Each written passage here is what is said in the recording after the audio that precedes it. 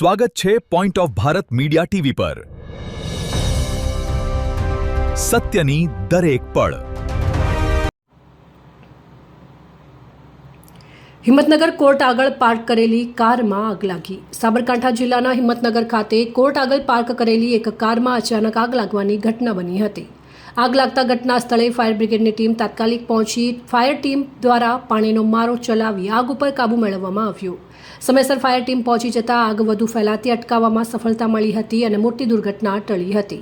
ઘટનામાં જાનહાનિ થઈ હોવાના અહેવાલ મળ્યા નથી। Point of Bharat news.